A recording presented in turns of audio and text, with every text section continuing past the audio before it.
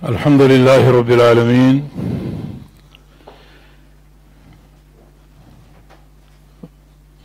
والصلاة والسلام على أشرف الأنبياء والمرسلين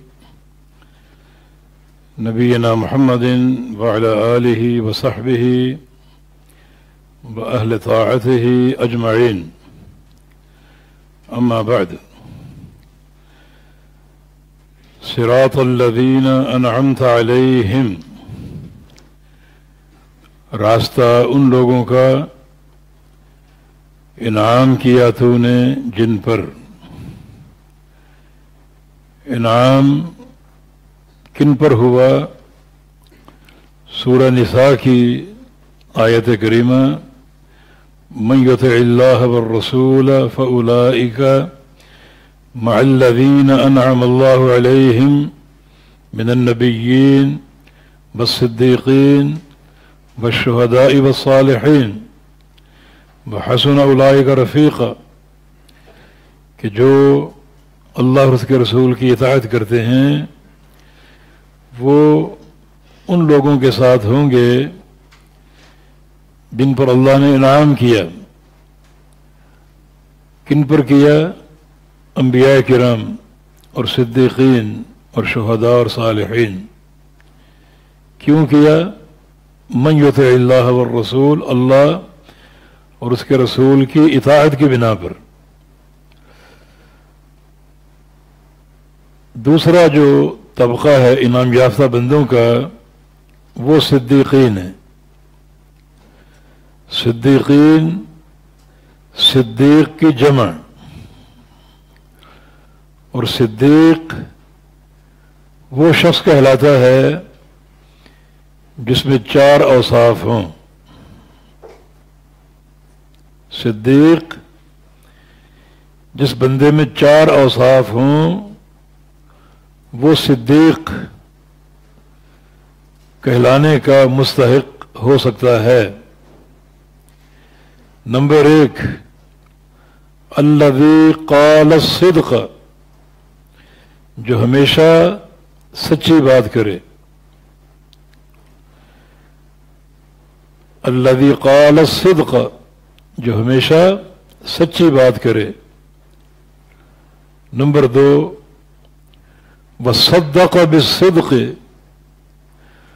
اور ہمیشہ سچ کو سچ جانے، یعنی سچ کی تصدیق کرے.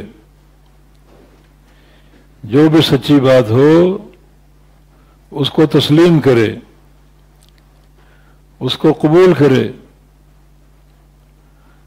اور سچ کے مقابلے میں کبھی جھوٹ نہ لائے اور کبھی سچ کو ٹالنے کی کوشش نہ کرے.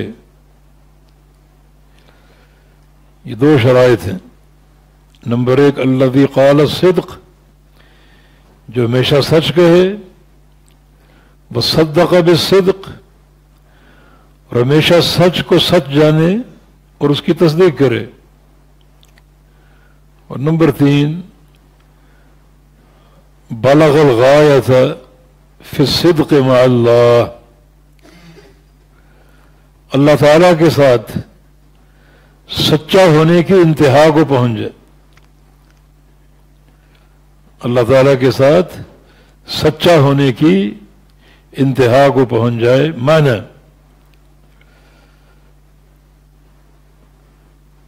اللہ تعالیٰ کے ساتھ سچا ہو، زبان سے، دل سے اور جسم کے سارے اعضاء سے اللہ تعالیٰ کے ساتھ سچا ہو.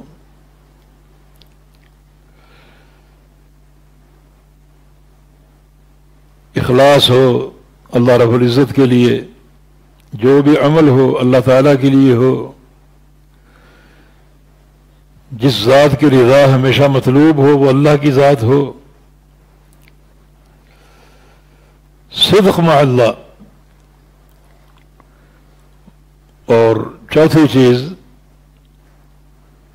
کہ وہ صدق کی انتہا کو پہنچا ہو مع الناس، لوگوں کے ساتھ بھی اس کے معاملات سچائی پر قائم ہوں اور کبھی کسی موقع پر جھوٹ کا سہارا نہ لے. یہ 4 صفات اگر پائی جائیں تو وہ بندہ صدیق کہلانے کا حقدار ہے.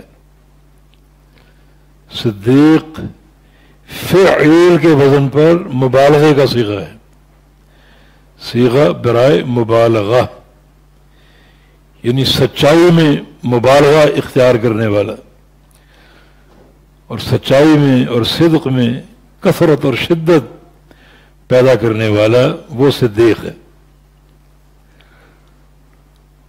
اور مقام صدیق جو ہے یہ مقام نبوت کے بعد ہے، یعنی پہلا درجہ اور طبقہ انبیاء اور دوسرا صدیقین کا. اللہ تعالیٰ کا فرمان ہے ھذا یوم ینفع الصادقین صدقہم، آج کا دن وہ دن ہے جس دن صرف جو صادقین ہیں، سچے لوگ، ان کا صدق ان کے کام آئے گا، جو گفتار کے، عقیدے کے، تعلق باللہ کے اور تعلق بالناس کے سچے ہی سچے ہوں، اور کبھی کسی موقع پر ان میں جھوٹ یا خیانت موجود نہ ہو تو یہ صدق ان کے کام آئے گا. عقیدے کے سچے، منہج کے، اخلاق کے، اخلاص کے، ہر لحاظ سے صدق ان کی زندگی کا شعار بن جائے اور ان کی پہچان بن جائے. نبی علیہ السلام کی حدیث ہے علیکم بالصدق، کہ تم سچائی کو اختیار کر لو، صدق پکڑ لو، لازم. علیکم بالصدق، کیوں؟ فإن الصدق یہدی الی البر، اس لیے کہ صدق، سچائی ہدایت دیتی ہے نیکی کی. سچائی اختیار کرو گے تو راستہ کھلے گا نیکی کا. وَإِنَّ الْبِرَّ يَهْدِي إِلَى الْجَنَّةِ، اور نیکی اختیار کرو گے تو راستہ کھلے گا جنت کا. تو صدق کا انجام نیکی ہے اور نیکی کا انجام جنت ہے. وَلَا يَزَالُ الرَّجُلُ يَصْدُقُ يَتَحَرَّى الصِّدْقَ، اور ایک بندہ سچ بولتا رہتا ہے، سچ بولتا رہتا ہے، يَتَحَرَّى الصِّدْقَ، اور سچائی ڈھونڈتا رہتا ہے، تلاش کرتا رہتا ہے اور سچائی کا قصد کرتا رہتا ہے، اس قدر کہ یکتب عند اللہ صدیقا، کہ اللہ کے ہاں اسے صدیق لکھ دیا جاتا ہے کہ یہ بندہ صدیق بن گیا. اگر صدق اس کا شعار بن جائے، جھوٹ سے بچ جائے، ہمیشہ سچائی کا قصد کرے، تو اللہ تعالیٰ کے ہاں وہ صدیق لکھا جاتا ہے. پھر آسمانوں میں فرشتوں کے بیچ وہ بندہ مشہور ہوتا ہے صدیق کے ساتھ کہ یہ صدیق ہے، فلاں بندہ صدیق ہے، اس میں وصف صدیقیت ہے. اور آگے فرمایا کہ وَإِيَّاكُمْ بَالْكَذِبِ، اور جھوٹ سے بچو، فَإِنَّ الْكَذِبَ يَهْدِي إِلَى الْفُجُورِ، اس لیے کہ جھوٹ جو ہے وہ راستہ کھولتا ہے برائی کا اور گناہ کا. وَإِنَّ الْفُجُورَ يَهْدِي إِلَى النَّارِ، اور گناہ اور برائی جو ہے وہ راستہ کھولتا ہے جہنم کا. جھوٹ سے انسان برائی اختیار کرتا ہے اور برائی سے انسان جہنم کا لقمہ بن جائے گا. وَلَا يَزَالُ الرَّجُلُ يَكْذِبُ، اور ایک بندہ جھوٹ بولتا رہتا ہے، يَتَحَرَّى الْكَذِبَ، اور جھوٹ کو تلاش کرتا ہے، جھوٹ کا قصد کرتا ہے، حَتَّى يُكْتَبَ عِندَ اللَّهِ كَذَّابًا، حتیٰ کہ اللہ کے ہاں وہ کذاب لکھا جاتا ہے کہ یہ بہت ہی جھوٹا انسان. کذاب لکھا جاتا ہے، ایک جھوٹ بولا، دوسرا جھوٹ بولا، اس جھوٹ کو ثابت کرنے کے لیے تیسرا جھوٹ بولا، ہر وقت جھوٹ ہی جھوٹ اس کی زبان پر رہتا ہے، اس کے عمل میں رہتا ہے، اس قدر کہ اللہ کے ہاں وہ کذاب لکھا جاتا ہے. پھر آسمانوں میں اور فرشتوں کے بیچ وہ کذاب کے نام سے مشہور ہو جاتا ہے کہ فلاں شخص کذاب ہے. اور آخرت میں کیا چیز کام آئے گی؟ ینفع الصادقین صدقہم، آج صادقین کو ان کا صدق نفع دے گا. اس امت کا ایک انسان جو صدیق کے طور پر نامزد ہو چکا تھا، یا سمجھیں کہ صدیقین کے قدوہ اور سردار ابو بکر صدیق رضی اللہ تعالی عنہ، جن کا صدیق ہونا نصاً ثابت ہے. ایک بار رسول اللہ صلی اللہ علیہ وسلم، ابو بکر صدیق، عمر فاروق اور عثمان غنی رضی اللہ تعالی عنہم، یہ سارے ساتھی احد پہاڑ پہ چڑھے. پہاڑ ہلنے لگا، پہاڑ میں ارتعاش پیدا ہو گیا، حرکت پیدا ہو گئی. کچھ علماء نے لکھا کہ شاید وہ خوشی میں جھوم اٹھا ہو، آج میرے اوپر اتنی شخصیات آ گئیں، اللہ کا نبی آ گیا اور 3 عظیم صحابی آ گئے.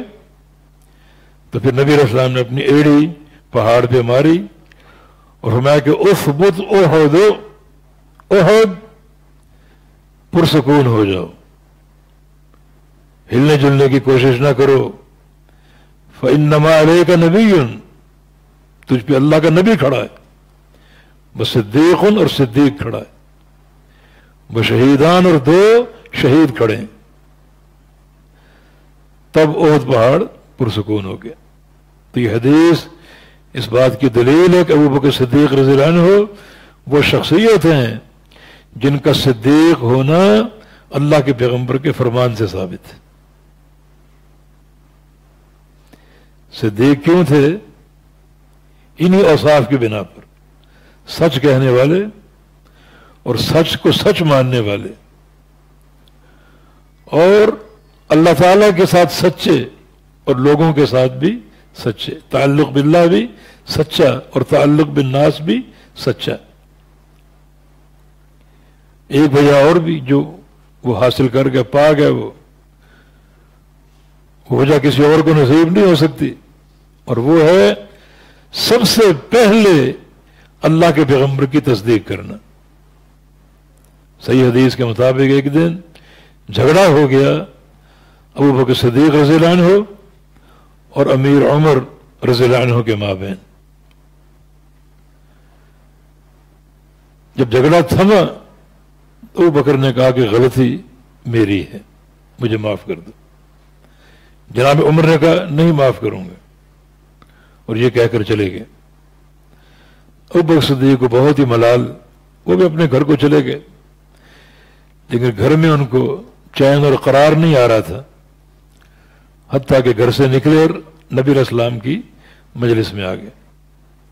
جناب عمر بن خطاب بھی وہاں موجود تھے.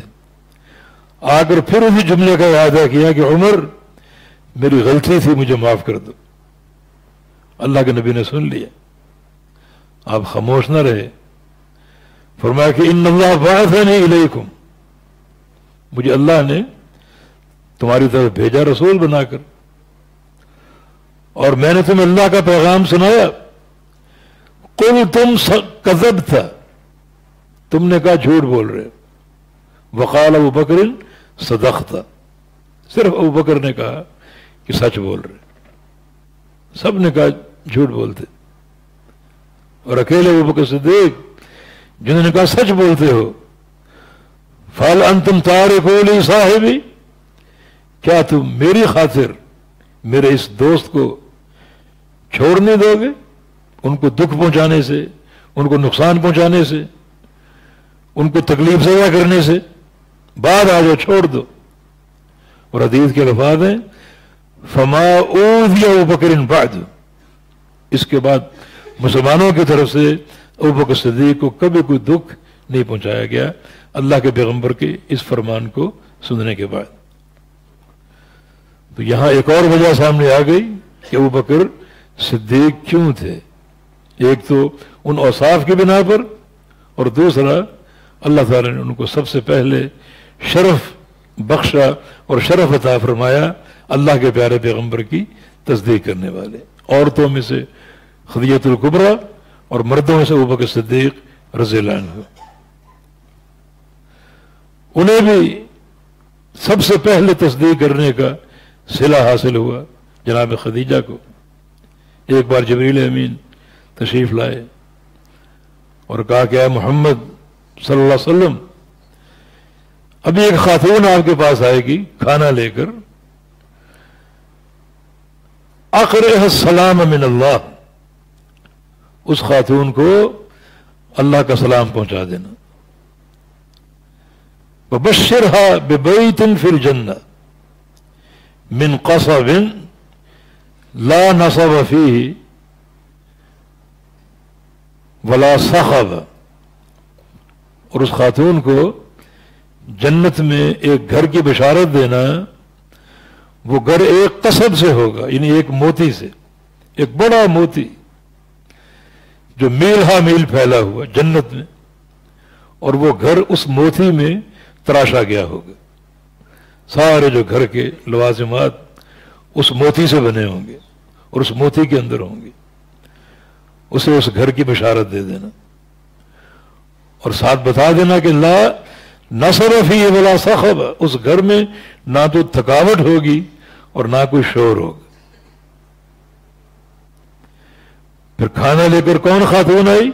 خدیجہ رضی اللہ عنہ، خدیجہ الکبریٰ رضی اللہ تعالی عنہ۔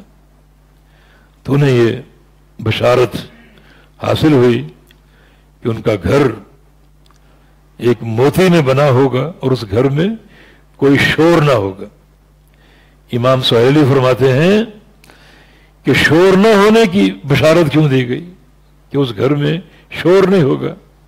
اس لیے کہ خدیجہ وہ خاتون ہیں جنہوں نے اپنے شوہر پر کبھی شور نہیں کیا، پوری زندگی کبھی اونچی آواز سے نہیں بولی، ہمیشہ اپنی آواز کو پست رکھا اور دھیما رکھا۔ آپ سوچتے ہوں گے وہ تو اللہ کے نبی تھے، تبھی آواز اونچی نہیں کی، لیکن نہیں، 15 سال نبوت سے قبل ساتھ گزارے ہیں، 15 سال۔ اللہ کے نبی 25 سال کے تھے جب آپ کی خدیجہ سے شادی ہوئی، اور 40 سال کی عمر میں آپ نبی بنے، تو 15 سال کی رفاقت جو ہے وہ نبوت سے قبل تھی۔ لیکن یہ شرف ان کا اور شوہر کے حقوق کو جاننا اور پہچاننا، کبھی ان پر اونچی آواز سے بات نہیں کی، تو اللہ تعالیٰ نے بشارت دی کہ ان کا گھر ایک موتی میں بنا ہوگا، اس میں تھکاوٹ بھی نہیں ہوگی، سکون ہی سکون ہوگا اور شور شرابہ بھی نہیں ہوگا۔ یہ صلہ ان لوگوں کا جن کو اللہ رب العزت نے اتنے بڑے بڑے عمل کرنے کی توفیق دی، اور پھر وہ اللہ تعالیٰ کے ہاں اجر عظیم کے مستحق بنے کہ اللہ کی طرف سے انہیں سلام آ رہا ہے اور ساتھ ساتھ بشارتیں مل رہی ہیں۔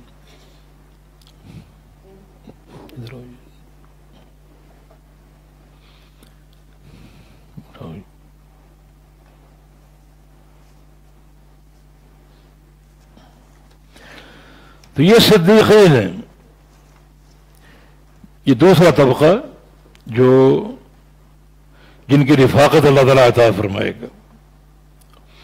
اب نبوت چونکہ وہبی چیز ہے، کسبی چیز نہیں، کوئی بندہ اپنی کوشش سے نبی نہیں بن سکتا، لیکن ایک بندہ اپنی کوشش سے صدیق بن سکتا ہے۔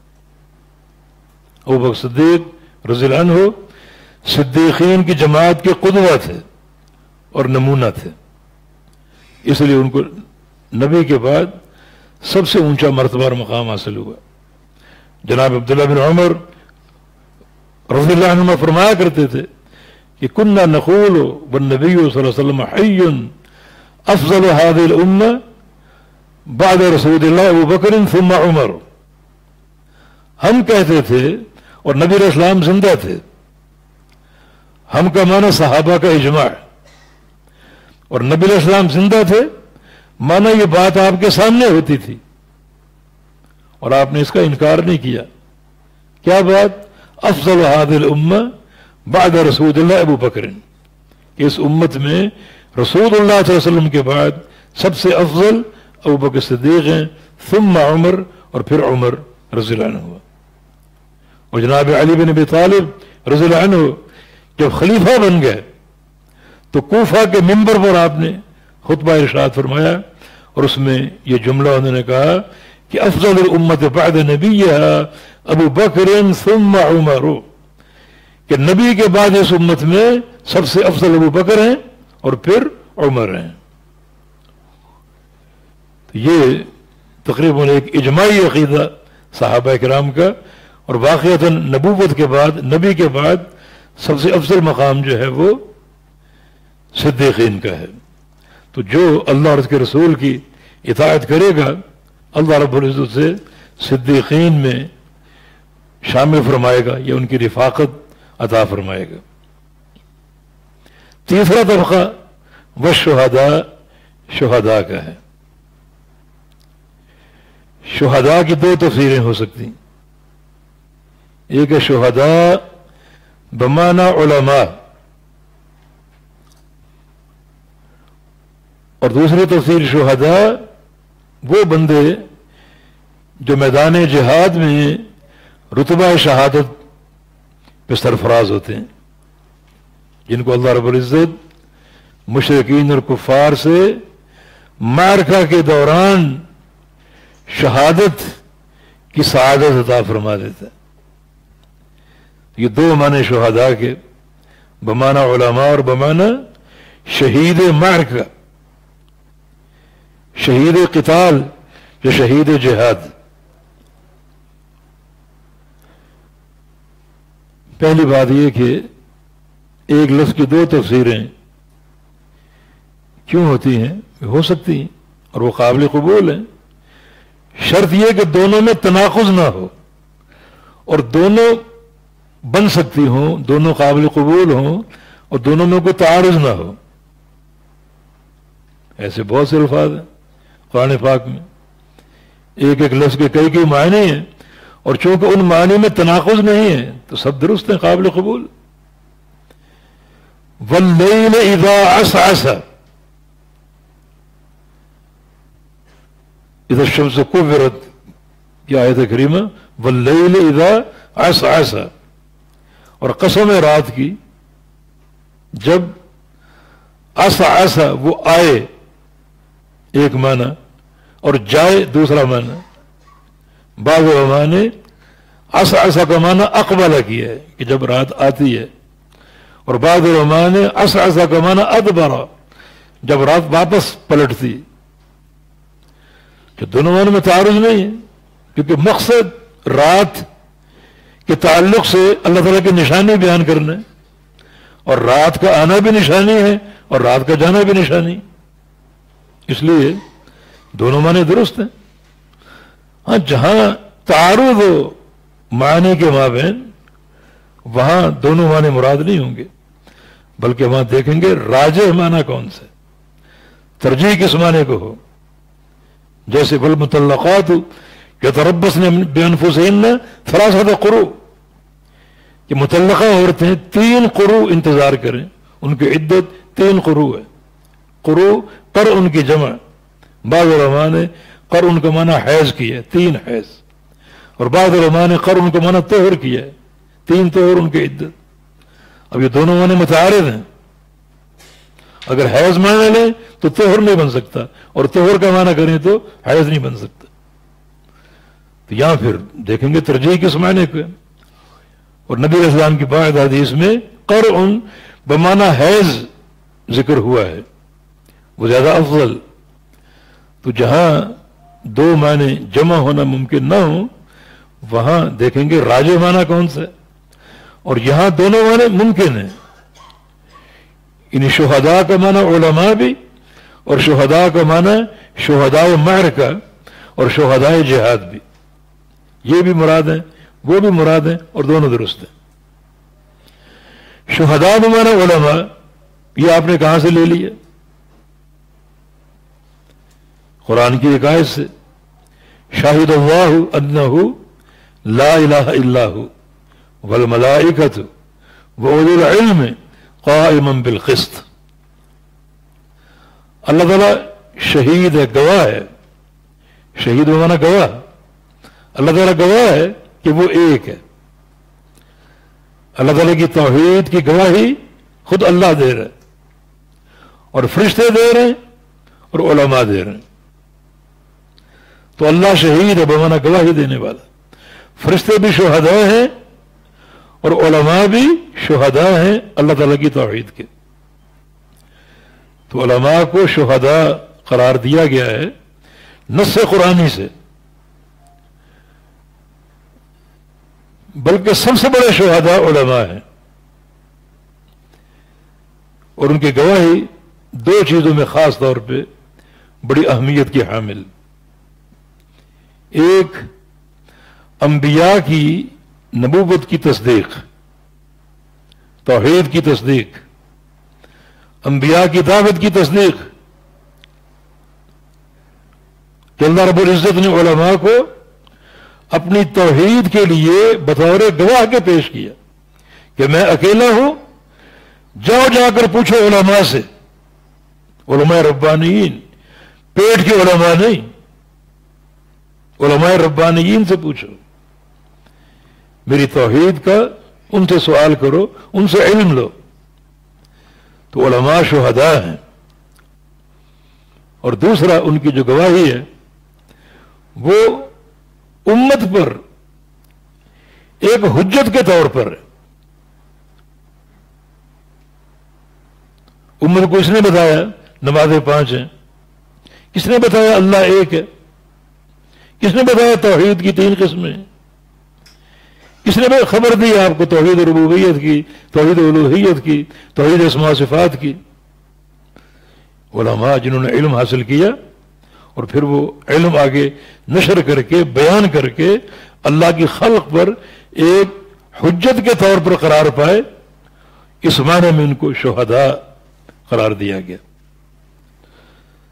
تو جو اللہ اور اس کے رسول کی اطاعت کریں گے انہیں انعام یافتہ بندوں کی رفاقت حاصل ہوگی، اور انعام یافتہ بندے انبیاء ہیں، صدیقین ہیں اور شہداء ہیں.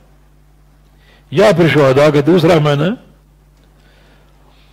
شہید معرکہ، جو جہاد کے میدان میں شہید ہوتے ہیں، میدان جہاد میں. ان کا مقام بھی بہت اونچا ہے اور ان کی شان بھی نرالی ہے. ان کو شہید اس لیے کہا جاتا ہے کہ وہ بھی گواہ ہیں. گواہی سے کیا مراد؟ انہوں نے اپنی جان کا نذرانہ پیش کر کے اپنے ایمان کی سچائی کی گواہی دے دی. یا پھر شہید کا معنی دیکھنے والا، شاہد یشہد، مشاہدہ کرنے والا. حدیث میں آتا ہے کہ ایک شہید بندہ جب زمین پر گرتا ہے تو گرتے گرتے اپنا جنت کا محل دیکھ لیتے. وَيَرَى مَقْعَدَهُ مِنَ الْجَنَّةِ. جس لمحے وہ گرتا ہے شہید ہو کر، اللہ اس کو جنت کا اس کا محل دکھا دیتا. مانا شاہد الجنہ، اس نے جنت دیکھ لی، اپنا محل دیکھ لیا. اس معنی میں یہ شہید ہے. تو اللہ تعالیٰ صراط مستقیم کے سالکین کو شہداء کی رفاقت عطا فرمائے گا. شہید کا لقب دینے میں ہم بڑے فیاض واقع ہوئے. فلاں شہید، فلاں شہید، فلاں شہید. بڑی سخاوت سے یہ لقب ہم بانٹتے ہیں. ایسا ہرگز نہیں. شہادت مکمل ہوتی ہے ظاہر اور باطن کے ساتھ. ظاہر کیا ہے؟ میدان جہاد میں جانا، دشمن سے لڑنا اور اپنی جان کی قربانی پیش کر دینا، یہ ظاہر، یہ ہم دیکھتے ہیں. لیکن باطن کیا ہے؟ شہادت کا خالص ہونا اللہ کی رضا کے لیے. یہ کون جانتا ہے؟ کس نے دیکھا ان کے باطن کو؟ ان کے قلب کا مشاہدہ کس نے کیا؟ امام بخاری رحمہ اللہ نے صحیح بخاری میں باب قائم کیا، باب لا یقال فلان شہید. نہ کہا جائے کہ فلاں شہید ہے، مت کہو یہ فلاں شہید ہے۔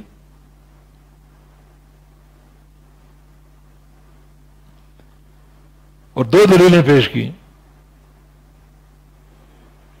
ایک نبی علیہ السلام کی حدیث ما من مکلوم یکلم فی سبیل اللہ واللہ اعلم بمن یکلم فی سبیلہ الا یاتی یوم القیامہ وجرحہ یفعب دما اللون لون الدم والریح ریح المسک۔ جو زخمی اللہ کی راہ میں زخمی ہو، آگے کیا فرمایا؟ وہ قابل غور ہے، اور اللہ ہی جانتا ہے کہ کون اس کی راہ میں زخمی ہوا، یہ چیز قابل غور۔ اللہ کی راہ میں زخمی ہوا اور اللہ ہی بہتر جانتا ہے کہ اس کی راہ میں کون زخمی ہوا۔ مانا ہر زخمی ہونے والا اللہ کی راہ میں زخمی نہیں ہوتا، اور شہادت تو اس سے اور اونچا درجہ، اللہ کی راہ میں جان قربان کرے اور اللہ ہی بہتر جانتا ہے کہ اس کی راہ میں جان قربان کرنے والا کون۔ ہم نہیں جانتے، اللہ جانتے۔ جب ہم نہیں جانتے تو ہم کسی کو شہید نہیں کہہ سکتے۔ فرمایا کہ جو اللہ کی راہ میں زخمی ہوا اور اللہ بہتر جانتا ہے کہ کون اس کی راہ میں زخمی ہوا، وہ شخص قیامت کے دن آئے گا، اس کے زخموں سے خون ابل رہا ہوگا، رنگ تو خون کا ہوگا مگر خوشبو جنت کی کستوری کی ہوگی۔ تو مانا شہادت کا فیصلہ ظاہر اور باطن کے ساتھ ہے۔ ظاہر ہم جانتے ہیں، باطن ہم نہیں جانتے، اس لیے کسی کو شہید کہنا بالکل تعیین کے ساتھ درست نہیں۔ امام بخاری کی دوسری دلیل، ایک غزوہ میں ایک شجاع انسان کا قصہ، شجاع بہادر مقدام آگے بڑھتا جا رہا تھا، پیچھے اس نے پلٹ کر نہیں دیکھا، لڑتا جا رہا، لا یدع شاذۃ ولا فاضۃ الا دخلها، دشمنوں کا جھمگڑا دیکھتا اندر کود پڑتا اور ساروں کو قتل کر کے واپس آتا، کوئی اکیلا کھڑا دیکھتا اس کو بھی قتل کرتا، اکیلے کو، جھمگٹوں جماعتوں کو قتل کرتا جا رہا ہے اور آگے بڑھتا جا رہا ہے، حتیٰ کہ اسے بھی ایک تیر لگا، بہت سے زخم آئے، ان کی تکلیف برداشت نہ کر سکا۔ صحابہ اس کا جہاد دیکھ رہے ہیں، اشش کر رہے ہیں کہ اتنا بہادر۔ اللہ کے نبی نے سن لیا، فرمایا کہ اما خبردار انہ من اہل النار، یہ شخص جہنمی۔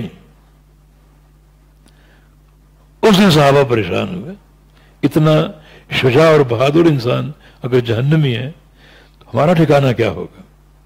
ایک شخص نے کہا میں اس کا پیچھا کرتا ہوں اور اس کے معاملے کو دیکھتا ہوں، چنانچہ معاملہ یہی تھا، وہ آگے بڑھتا جا رہا ہے، لڑتا جا رہا ہے، دشمنوں کو گاجر مولی کی طرح کاٹتا جا رہا ہے، حتیٰ کہ زخموں سے چور ہو گیا اور زخموں کی تکلیف برداشت نہ کر سکا، اپنی تلوار کا دستہ زمین سے ٹیکا اور اپنا سینہ کونے پہ، تلوار کے کونے پہ رکھ دیا، اس پر جھول گیا اور اس کی تلوار اس کی کمر سے باہر نکلے، خودکشی کر لی۔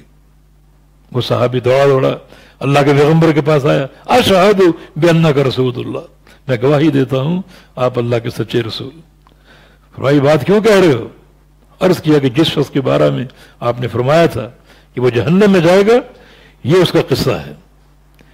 تو رسول اللہ صلی اللہ علیہ وسلم نے ارشاد فرمایا ان رجلا لیعمل بعمل اہل الجنہ فیما یبدو للناس وهو من اہل النار، کچھ لوگ جہنم والے کام کرتے ہیں، جنت والے کام کرتے ہیں اور لوگوں کو دکھائی دیتا ہے کہ یہ جنتی، مگر وہ حقیقت میں جہنمی ہوتے ہیں۔ جیسے یہ شخص ہے، اس کا لڑنا بہادری کے ساتھ جنتی ہونے کی علامت، مگر جہنم میں کیا، خودکشی کر لینے کی بنا پر۔ تو وہ صحابی نے دیکھ لیا اور خبر ہمارے سامنے آ گئی، اگر وہ صحابی نہ دیکھتا، وہ خبر نہ دیتا تو ظاہر تو یہی تھا کہ یہ بہادری سے لڑ رہا ہے، شجاعت سے لڑ رہا ہے، یقیناً شہید ہے، یقیناً جنتی، لیکن نہیں، یہ فیصلہ اللہ کے سپرد ہے۔ اللہ کے پیارے پیغمبر کسی کے شہید ہونے کی خبر دیں، جیسے حدیث آپ نے سنی، آپ نے عثمان غنی اور جناب عمر بن خطاب رضی اللہ عنہما دونوں کے شہید ہونے کی خبر دی احد پہاڑ پر. احد پرسکون ہو جاؤ، تجھ پہ اللہ کا نبی کھڑا ہے، صدیق کھڑا ہے اور 2 شہید کھڑے ہیں. ان کا شہید ہونا نصاً ثابت ہے، ہمارا ایمان ہے. عثمان بھی شہید ہیں، عمر بھی شہید ہیں، کیونکہ نصاً ثابت ہے. لیکن اگر کسی کا شہید ہونا نصاً ثابت نہ ہو اس کو شہید نہیں کہا جا سکتا. ہاں انشاءاللہ کہہ دیجیے فلان شہید انشاءاللہ، اللہ کے علم، اس علم کو اللہ کے سپرد کر دے. تو جناب عمر بھی شہید ہوئے، انہیں شہید محراب کہا جاتا ہے. فجر کی جماعت کرا رہے تھے اور آپ کو ایک ظالم نے خنجر مارا، اس کے نتیجے میں آپ کی موت واقع ہوئی. شہید محراب جو شہید الصلاح، عثمان غنی بھی شہید ہیں، انہیں شہید مصحف کہا جاتا ہے. قرآن پڑھتے پڑھتے ان پر باغیوں نے وار کیا اور وہ شہید ہوئے.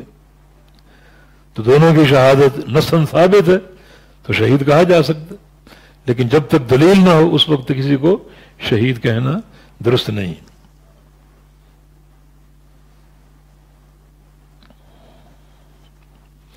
صراط الذین انعمت علیہم، چوتھا طبقہ صالحین کے. صالحین کے معنی نیک لوگ. نیک لوگ کون ہیں؟ اللہ اور اس کے رسول کی اطاعت کرنے والے اور اللہ اور اس کے رسول کی نافرمانی سے گریز کرنے والے ہیں، یہ صالحین. اس طبقے میں عموم ہے، یعنی ایک دنیا اس میں داخل ہو سکتی اگر وہ اللہ اور اس کے رسول کی اطاعت کو اپنا ایک زندگی کا شعار بنا لیں اور نافرمانی سے گریز کرنا اس پر پوری سختی سے قائم ہو جائیں تو یہ صالحین ہیں، نیک لوگ. تو صالح کون ہے؟ اللہ اور اس کے رسول کی اطاعت میں داخل ہونے والا نیک لوگ. تو صالحین اللہ اور اس کے رسول کی اطاعت کرنے والے، اللہ تعالیٰ ان لوگوں کو صالحین کی رفاقت بھی دے گا جو اللہ اور اس کے رسول کی اطاعت کرنے والے ہیں. یا صراط مستقیم کا تعین ہو گیا کہ یہ راستہ ان لوگوں کا ہے جو اللہ تعالیٰ کے انعام یافتہ بندے ہیں، اور وہ 4 قسم کے طبقات ہیں: انبیاء کا طبقہ، صدیقین کا، شہداء کا اور صالحین کا. انہیں یہ شرف کیوں ملا؟ اللہ اور اس کے رسول کی اطاعت کی بنا پر. چنانچہ صراط مستقیم جو ہے اللہ تعالیٰ اور اس کے رسول کی اطاعت کا نام. غیر المغضوب علیہم ولا الضالین، صراط مستقیم کا مزید تعارف ہمیں راستہ عطا فرما، صراط مستقیم عطا فرما دے. یہ راستہ ان لوگوں کا جن پر تیرا انعام ہوا اور ان لوگوں کا جو تیرے غضب کے مستحق نہیں ہیں اور ان لوگوں کا جو گمراہ بھی نہیں. اب صراط مستقیم کی پوری ایک تشریح اور تعریف ہمارے سامنے آ گئی. غیر المغضوب علیہم ولا الضالین، پیچھے صراط الذین، یہ الذین سے صفت ہے، یہ بدل ہے. راستہ عطا فرما ان لوگوں کا جن پر تیرا انعام ہوا اور ان لوگوں کا جو تیرے غضب کے مستحق نہیں ٹھہرے اور ان لوگوں کا بھی نہیں جو گمراہ تھے. تو اس سے صراط مستقیم اور واضح ہو گیا. مغضوب علیہم جو اللہ تعالیٰ کے غضب کے مستحق بنے اور ضالین جو گمراہ ہوئے. بعض احادیث ہی واضح ہوتا ہے کہ مغضوب علیہم سے مراد یہودی ہیں اور ضالین سے مراد عیسائی ہیں. علامہ ابن کثیر رحمہ اللہ نے کئی اسانید کے ساتھ کئی صحابہ کی روایت سے یہ تفسیر نقل کی ہے نبی علیہ السلام سے مرفوعا. عدی بن حاتم، ابن مسعود، ابو ذر غفاری رضوان اللہ علیہم، ان صحابہ سے، ان کی اسانید سے یہ بات مروی ہے کہ آپ نے فرمایا کہ المغضوب علیہم جو ہیں غضب کے مستحق یہودی ہیں، اور الضالین گمراہ جو ہیں وہ نصارہ عیسائی ہیں۔ اور قرآن پاک میں یہودیوں پر غضب کا اطلاق کئی مقام پر ہوا ہے، اور عیسائیوں کے گمراہ ہونے کا ذکر بھی کئی مقام پر موجود ہے۔ یعنی قرآن خود اپنی تفسیر کر رہے، مغضوب علیہم یہودی ہیں، فباؤوا بغضب علی غضب، یہود کے بارے میں کہ لوٹے دوہرے غضب کے ساتھ۔ ایک غضب اس طرح کہ انہوں نے عیسیٰ علیہ السلام کی نبوت کا انکار کیا، اس غضب کے مستحق ٹھہرے، اور جب آخری نبی رسول اللہ صلی اللہ علیہ وسلم تشریف لائے تو ان کی بھی نافرمانی کر کے غضب کے مستحق ٹھہرے، دوہرا غضب۔ موسیٰ علیہ السلام کی اتباع میں بھی انہوں نے انصاف ملحوظ نہیں رکھا تھا، اس میں بھی ان کے بے تحاشا جرائم ہیں۔ تو یہ قوم تو بے شمار اعتبارات سے غضب کی مستحق ہے، اور پھر آگے چل کر ایمان کے باوجود تورات میں تعریفیں کر دیں۔ تو کئی وجوہ ہیں جو یہ مسلسل غضب کی مستحق ہے۔ یہ لقب یہود کو دیا گیا کہ وہ دوہرے تہرے غضب کے مستحق ہے۔ ایک اور مقام پر فرمایا قل هل انبئکم بشر من ذلك مثوبة عند الله من لعنه الله وغضب عليه وجعل منهم القردة والخنازير، ہم تمہیں بتائیں باعتبار ثواب کے سب سے بدترین کون ہے اللہ کے نزدیک؟ باعتبار صلح کے، باعتبار اجر کے، وعید کے، عذاب کے سب سے بدترین کون ہے؟ وہ لوگ جن پر اللہ نے لعنتیں برسائیں، اپنا غضب اتارا، اور ان میں بندر و خنزیر بنائے۔ تو یہ بندر و خنزیر یہودیوں سے بنے تھے، یہودی قوم کو بندروں اور خنزیروں کی شکل میں مسخ کیا گیا تھا، اور وہ اللہ کے غضب کے مستحق ہے۔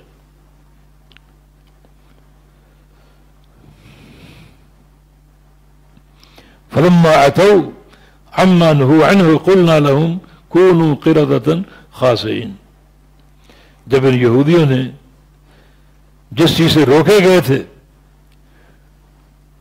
اس سے باز نہ آئے اور سرکشی پر آمادہ تھے، تو ہم نے کہا تم بندر بن جاؤ۔ یہ ایک قصے کی طرف اشارہ ہے۔ اللہ تعالیٰ نے یہود کا امتحان لیا اور ان کو ہفتے کے دن مچھلی کے شکار سے روکا۔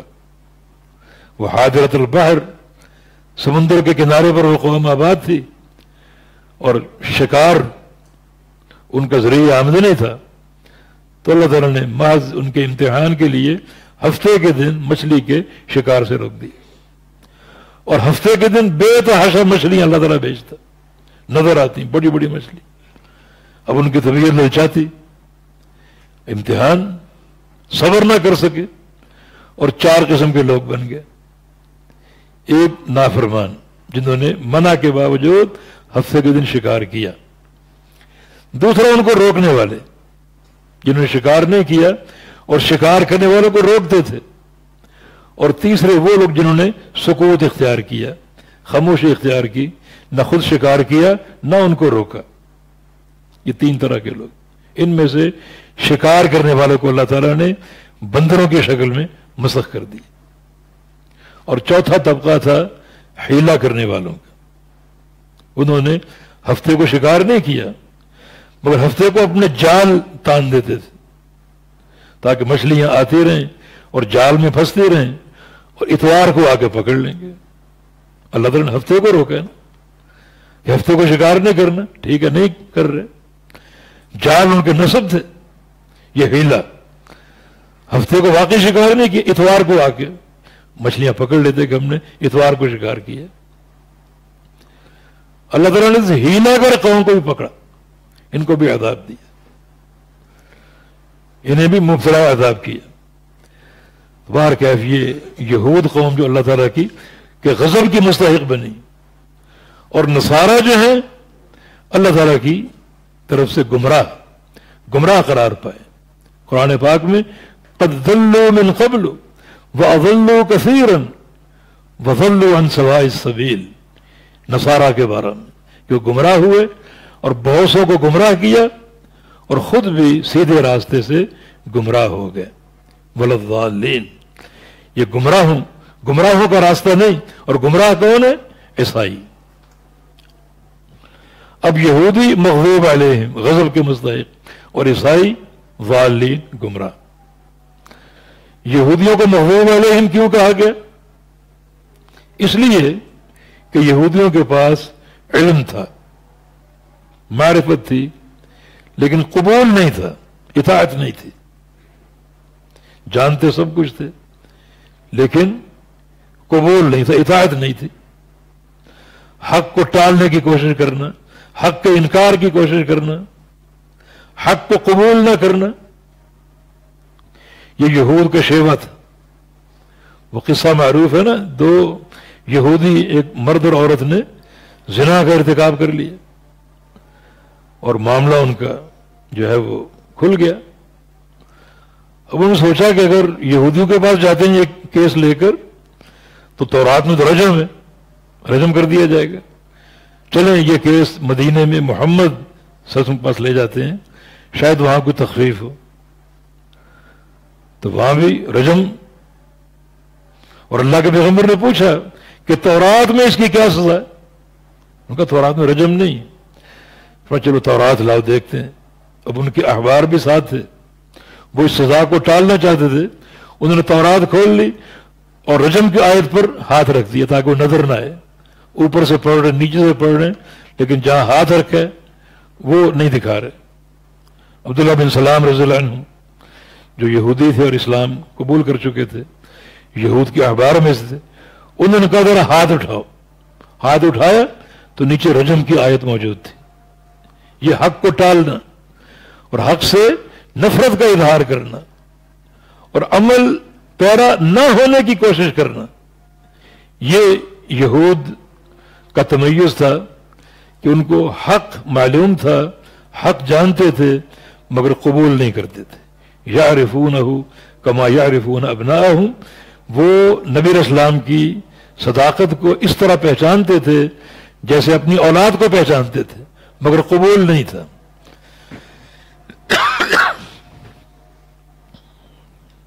اسے بولتے ہیں عناد کا راستہ۔ تعریفیں کرنا ان کا شیوا تھا، حق کو چھپانا ان کا شیوا تھا، حق کو باطل کو خلط ملط کرنا ان کا شیوا تھا، اور یہ ساری باتیں عناد پر، علم تھا قبول نہیں تھا۔ اور نصارہ، عیسائی جن کو گمراہ کہا گیا، ان کے اندر عبادت کا شوق تھا، عبادت کا جذبہ تھا، مگر ان کی عبادت علم پر قائم نہیں تھی، دلیل پر قائم نہیں تھی۔ وہ عبادت کرنا چاہتے تھے مگر ان کی جو اکثر عبادات تھیں وہ دلیل کے بغیر تھے، علم کے بغیر تھے۔ جیسے رہبانیت مبتدا ہوا کہ رہبانیت انہوں نے خود جو ہے وہ تراشی، اللہ تعالیٰ کی طرف سے رہبانیت نہیں تھی، یعنی ترک دنیا، ترک ملذات دنیا، اللہ کی طرف سے ایسا کوئی فرمان نہیں تھا، انہوں نے خود اپنے اوپر رہبانیت کو لازم قرار دیا، اس کو نبھا نہ سکے۔ مگر یہ نصارہ کا کردار، عمل تھا مگر عمل کی اساس دلیل نہیں تھی، ان کا عمل دلیل سے آ رہی تھا، حجت سے آ رہی تھا۔ وہ ضالین قرار پائے، گمراہ قرار پائے۔ تو مانا ان کا سارا کردار جہل پر قائم تھا۔ دو راستے آ گئے صراط مستقیم کے بالمقابل، ایک عناد کا راستہ جو یہود نے اختیار کیا، دوسرا جہالت کا راستہ جو عیسائیوں نے اختیار کیا۔ یہود کے پاس علم تھا، معرفت تھی، لیکن عمل نہیں تھا، قبول نہیں تھا۔ عیسائیوں کے پاس عمل کا جذبہ تھا، جستجو تھی، شوق تھا، مگر ان کا عمل دلیل سے عاری تھا۔ اب یہ تین جماعتیں ہو گئیں جو رہتی دنیا تک قائم رہیں گی، اور باقی ساری جماعتیں بھی انہی میں سے نکلیں گی۔ اساس یہ تین ہیں۔ ایک ہے جماعت اہل حق، جن کے پاس علم صحیح ہے، سچی معرفت ہے، ہدایت جن کے پاس اللہ تعالیٰ کی وحی کی روشنی میں موجود ہے، کتاب و سنت کی روشنی میں موجود ہے، اس پر وہ قائم بھی ہیں۔ یہ ہیں صراط مستقیم والے، جو اللہ کے ہاں مقبول بندے ہیں، اور ان کا انجام قیامت کے دن انبیاء، صدیقین، صالحین اور شہداء کی رفاقت، جن کے پاس منہج دلیل بھی ہے اور منہج عمل بھی ہے، قبول بھی ہے اور معرفت بھی ہے۔ یہ صراط مستقیم والے اہل حق، جن کے بارے میں نبی علیہ السلام کی حدیث موجود ہے کہ میری امت کی جماعت قیامت تک حق پر قائم رہے گی، قیامت تک حق پر قائم رہے گی، اور ان کو کوئی نقصان نہ پہنچا سکے گا، مانا ان کی حجت کو، اور ان کی حجت ہمیشہ غالب رہے گی۔ ظاہرین، غالب رہنے والی جماعت، یا غلبے سے مراد حجت کا غلبہ ہے۔ حجت کا غلبہ اس جماعت کو ہمیشہ حاصل رہا ہے، اور کوئی طائفہ، کوئی گروہ ان کی دلیل کو نہیں دبا سکا۔ ہاں، تلوار کا غلبہ کبھی ہے اور کبھی نہیں۔ اللہ کے نبی کے دور میں بھی 2 دفعہ تلوار ٹوٹی، جنگ احد میں اور جنگ حنین میں، وہ بعد میں فتح ہوئی۔ تو تلوار تو ٹوٹ سکتی ہے۔ کئی معرکے ایسے ہوئے مسلمانوں کو عارضی شکست کا سامنا کرنا پڑا، حجت نہیں ٹوٹتی، اور یہ نبی علیہ السلام کا وعدہ ہے کہ وہ جماعت ہمیشہ غالب رہے گی۔ تو غلبے سے مراد حجت کا غلبہ۔ بہت سے محدثین نے اس جماعت کا مصداق بتایا ہے، ہم اہل الحدیث و اہل الحدیث، بلکہ امام احمد بن حنبل امام اہل سنہ فرماتے ہیں ان لم یکونوا اہل الحدیث فلا ادری من ہم، اگر یہ جماعت اہل حدیث نہیں ہے تو میں نہیں جانتا کون ہے۔ پھر یہ پہلا گروہ جو حق پر، جن کے پاس علم کی برہان بھی ہے اور جن کے پاس عمل القبول بھی ہے، صراط مستقیم کے سالکین صحیح ادراک کے ساتھ، صحیح معرفت کے ساتھ، اور علی وجہ البصیرہ، شرع صدر کے ساتھ، ایک گروہ۔ دوسرا گروہ عناد، اہل عناد کا گروہ، معاندین کا۔ یہ کون لوگ ہیں؟ یہ وہ لوگ ہیں جن کے پاس علم ہے، معرفت ہے، ادراک ہے، دلائل موجود ہیں، مگر قبول نہیں کرتے، جیسے کہ یہودی۔ اس جماعت میں سر فہرست یہود کی جماعت۔ تو ایسے بہت سے طبقات موجود ہیں جن کے پاس علم ہے، بعض کا تو علم نہیں ہوتا، علم دکھایا جاتا ہے۔ یہ دیکھو صحیح بخاری، قرآن کی آیت، صحیح مسلم، دیکھتے ہیں، پڑھتے ہیں، قبول نہیں کرتے، وہ عناد۔ تو یہود میں موجود، اور یہ عناد صراط مستقیم کے خلاف۔ اور کچھ لوگ، کچھ کیا، ایک بڑی تعداد ان لوگوں کی ہے جن میں عمل کا جذبہ ہے، عمل کرتے ہیں، مگر ان کا عمل دلیل سے خالی ہوتا ہے۔ ایسا عمل قابل قبول نہیں۔ بدعت کس چیز کا نام ہے؟ آپ ایک نئی چیز تراشیں، نئی چیز اپنائیں، کتاب و سنت سے دلیل نہ ہو، یہ بدعت کا راستہ۔ اس راستے کے حاملین کو ضالین سے تعبیر کیا گیا، جن میں سر فہرست عیسائی ہیں، نصارہ، جن میں جستجو تھی عمل کی اور تتبع تھا، خواہش تھی، رغبت تھی، مگر ان کا عمل علم سے خالی تھا، دلیل سے کورا تھا بالکل۔ اور جو بھی جماعتیں ہیں ان کے مناہج کو آپ دیکھیں گے تو ان تین میں سے ایک منہج موجود ہوگا، یا تو منہج صدق ہے صراط مستقیم کے سالکین کا، اور یا پھر عناد ہے کہ علم ہے، دلائل موجود ہیں، قبول نہیں ہے، اور یا پھر ان عباد کا جو عبادت کرتے ہیں دلیل کے بغیر، اپنی پسند کی، اپنے شوق سے، دلیل سے آرے بالکل۔ تو صراط مستقیم اور واضح ہو گیا۔ صراط مستقیم جو ہے یہ عناد کا راستہ نہیں ہے، اور صراط مستقیم جو ہے یہ ضلالت کا راستہ نہیں ہے۔ صراط مستقیم وہ راستہ نہیں ہے جہاں پر علم اور معرفت تو ہے مگر قبول اور عمل نہ ہو، صراط مستقیم نہیں. اور نہ ہی وہ راستہ جہاں پر عمل کا جذبہ تو ہے مگر عمل کی اساس دلیل نہ ہو بلکہ دلیل سے خالی ہو. صراط مستقیم اور اس سے روشن ہو گیا اور واضح ہو گیا. یہ حق کا نام ہے، طلب حق کا نام ہے، عمل بالحق کا نام ہے. یہ عناد کا نام نہیں اور جہل کا نام نہیں. اللہ تعالیٰ کی عبادت جہل پر نہیں ہوتی بلکہ علم کے ساتھ ہوتی ہے، اور جو علم موجود ہے اس کو قبول کرنا، اس پر عمل کرنا ضروری ہے. یہ سورہ فاتحہ ہے جس میں ان تین راستوں کی نشاندہی ہوئی اور صراط مستقیم کو خوب خوب واضح کر دیا گیا اور نمایاں کر دیا گیا. ولا الضالین.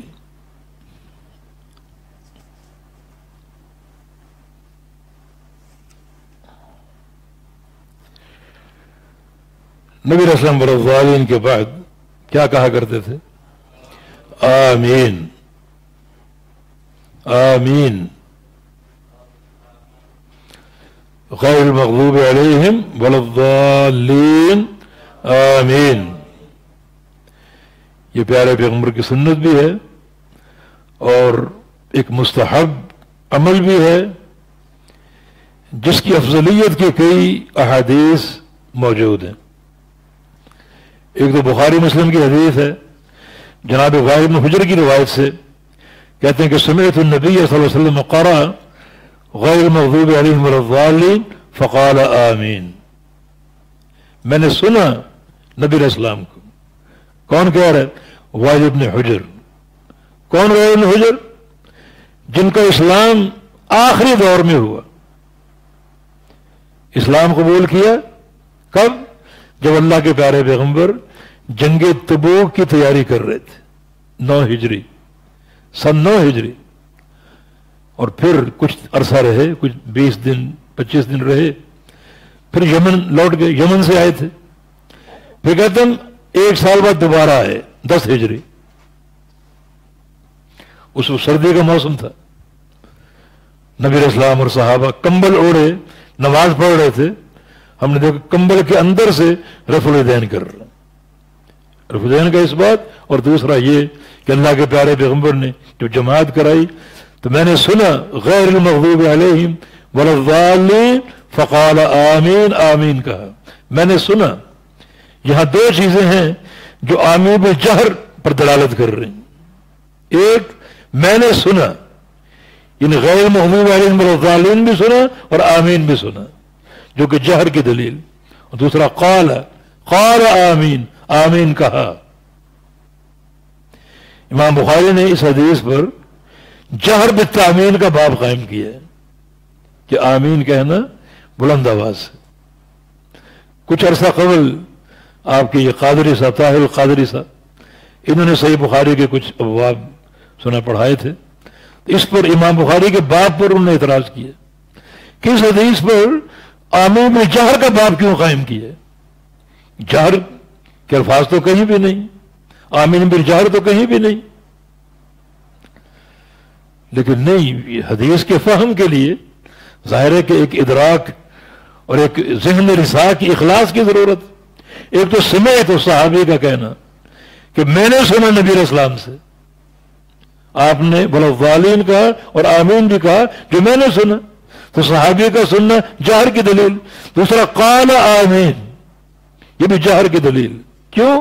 اس لیے کہ قال جو ہے اس کا اصل معنی جہر ہے. قال یقول کا باب معنی کہنا، اور اس کا اصل جو معنی ہے، جو قال کی اصل وضع ہے، وہ جہر ہے، آہستہ نہیں. آہستہ کب ہوگا؟ قال کا معنی جب قرینہ موجود، مثلا قلت فی نفسی یا قال فی نفسی، یہاں قرینہ آ گیا آہستہ بات کرنے کا.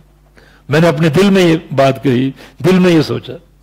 تو یہاں قال اپنے اصل معنی پر نہیں، یہ فی نفسی قرینہ آ گیا. لیکن جب ایسا قرینہ موجود نہ ہو تو قال کی جو وضع ہے وہ نطق بالجہر کے ساتھ. تو اگر کسی کو نظر نہ آئے تو ہم کیا کہہ سکتے ہیں؟ تو یہ حدیث آمین بالجہر کی دلیل ہے. بلکہ جامع ترمذی کی روایت ہے قال آمین مد بہا صوتہ، آمین کہا اور آواز کو کھینچا، آمین، آواز کو کھینچا. تو صحابی نے آمین بھی سنا اور آواز کا کھینچنا بھی سنا. اور آپ کہتے ہیں جہر کا کوئی قرینہ یہاں موجود نہیں. صحابی سننے کی بات کر، آمین بھی سنی اور آمین کا کھینچنا بھی سنا، تو جہر تو ثابت ہو رہا ہے. اور ابو داؤد کی حدیث ہے رفع بہا صوتہ، اپنی آواز کو بہت اونچا کیا. جب آپ نے آمین کہا اپنی آواز کو اونچا کیا. اور ایک اور حدیث سنن ابی داؤد کی ابو ہریرہ کی روایت سے، کان رسول اللہ صلی اللہ علیہ وسلم اذا طلع غیر المغضوب علیہم ولا الضالین قال آمین حتی یسمع من یلیہ فی الصف الاول. جب آپ غیر مغضوب علیہم ولا الضالین کہتے تو آمین کہتے، حتیٰ کہ جو صف اول میں لوگ کھڑے ہیں وہ آپ کی آمین کی آواز کو سن لیتے، اور صحابہ بھی آمین کہتے. چنانچہ ابو داؤد کی حدیث کے مطابق فیرتج بہا المسجد، مسجد گونج اٹھتی، مسجد کانپ اٹھتی ان آمین کی آواز کی بلندی کی بنا پر. مسجد کانپ اٹھتی، گونج اٹھتی. تو یہ تمام جو احادیث ہیں آمین بجہر کی دلیل ہیں. اور فضیلت کیا ہے؟ بخاری مسلم کی حدیث ابو ہریرہ کی روایت سے، اذا امن الامام فامنوا فانه من وافق تامینه تامین الملائکہ غفر له ما تقدم من ذنبه. جماعت کھڑی ہو، امام آمین کہے، تم بھی آمین کہو.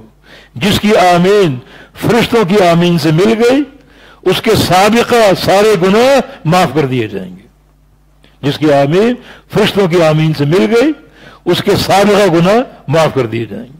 اور صحیح مسلم کے حدیث کے الفاظ ہیں اذا قال احدکم فی الصلاۃ آمین والملائکۃ فی السماء آمین فوافقت احداہم الاخری غفر له ما تقدم من ذنب. جب تم نماز میں آمین کہو اور فرشتے اوپر آسمانوں میں آمین کہیں اور تمہاری آمین فرشتوں کی آمین سے مل جائے تو تمہارے سابقہ گناہوں کو معاف کر دیا جائے گا. آواز کے ملنے کا معنی کیا ہے؟ کہ جس کی آواز فرشتوں کی آواز سے مل گئی اس کے گناہ بخش دیے جائیں گے. آواز کے ملنے کا معنی کیا ہے؟ کئی معنی ہو سکتے ہیں. نمبر ایک، آواز کا ملنا باعتبار زمانہ، باعتبار وقت. جس وقت زمین پر جماعت ہو رہی ہے اسی وقت آسمانوں پر جماعت ہو رہی ہو اور ایسا اتفاق بن جائے کہ نیچے میں امام ورضالین پڑھے، اوپر جو فرشتہ جماعت کرا رہا ہے وہ ورضالین پڑھے اور نیچے لوگوں نے آمین کہا، اوپر فرشتوں نے آمین کہا. یہ موافقت باعتبار وقت ہے، باعتبار وقت، باعتبار زمانہ. اس میں اس بات کی اہمیت ہے کہ جماعتیں قائم کرو اول وقت میں، تاخیر نہ کرو. ان لوگوں کا کیا، وہ تو آمین بھی نہیں کہتے. عصر کی نماز کب پڑھنی؟ جب جناب سورج ڈوب رہا ہو. فجر کب پڑھنی؟ جب سورج طلوع ہونے والا ہو. ہمارے شیخ بدوی رحمہ اللہ ایک دن ساتھ بیٹھے ہوئے تھے تو ان کی عصر کی نماز ہوئی. فرمایا کہ مغرب کی تیاری کرو بھائی. ان کی عصر کی نماز ہمارے لیے تنبیہ ہے کہ اٹھو مغرب کی تیاری کرو. اتنا تاخیر. تو یہ موافقت آمین کی کیسے ہوگی؟ یہ موافقت تب ہوگی نا جب وقت ایک ہو. وہاں اول وقت میں ہو رہی ہے اور یہاں آخر وقت میں ہو رہی ہے تو موافقت کیسے ہوگی؟ اور موافقت کا سوال ہی نہیں. یہاں تو آمین بجہر بھی نہیں ہے تو موافقت کا کیا سوال ہے؟ ان احادیث کو ایک ایک کر کے نعوذ باللہ ذبح کیا جا رہا ہے. استغفر اللہ. تو یہ ایک موافقت کا معنی ہے موافقت فی الوقت یا موافقت بالزمان، اور دوسرا معنی اجابہ کا، یعنی قبولیت کا. فرشتوں نے آمین کہا اور اللہ نے قبول کر لی، نیچے لوگوں نے آمین کہا اللہ نے قبول کر لی. یہ موافقہ فی الاجابہ. اگر یہ موافقہ ہو جائے اجابت اور قبولیت میں تو پھر بھی تمہارے سابقہ تمام گناہ بخش دیے جائیں گے. تیسرا ایک معنی اخلاص کا بھی ہے. جس اخلاص سے فرشتے آمین کہتے ہیں اور وہاں اخلاص موجود ہے، وہاں ریاکاری کا کوئی شعبہ نہیں. اگر وہ اخلاص زمین میں تمہارے پاس بھی ہو تمہارے گناہ بھی بخش دیے جائیں گے. اور تینوں معنی معقول ہیں اور قابل قبول ہیں. تینوں ہو سکتے ہیں. وقت ایک ہو اور اللہ تعالیٰ کی طرف سے اجابت اور قبولیت بھی ہو جائے اور پھر ساتھ ساتھ وہ اخلاص موجود ہو جو ملائکہ کے اندر. اگر وہ اخلاص آپ کے دلوں میں موجود ہے تو اللہ رب العزت آپ کے سابقہ گناہوں کو بھی معاف کر دے گا. ایک اور فضیلت ہے آمین کی.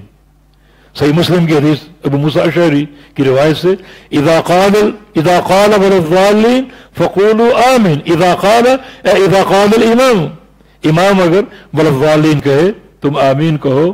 یجیبکم اللہ، اللہ تمہاری نماز کو اور تمہاری دعا کو ضرور قبول کر لے گا، ضرور قبول کر لے گا. اور یہ دعا اگر قبول ہو جاتی کون سی؟ اہدنا الصراط المستقیم، تو یقیناً یہ ایک بڑی عظمت اور سعادت. اور آمین کہنے والے دعا کرنے والوں کے مشارک ہوتے ہیں، دعا کرنے والوں کے مشارک ہوتے ہیں. جیسے قرآن میں موسیٰ علیہ السلام کے دعاؤں کا ذکر ہے جس کے نتیجے میں فرعون اور قوم فرعون غرق کیے گئے.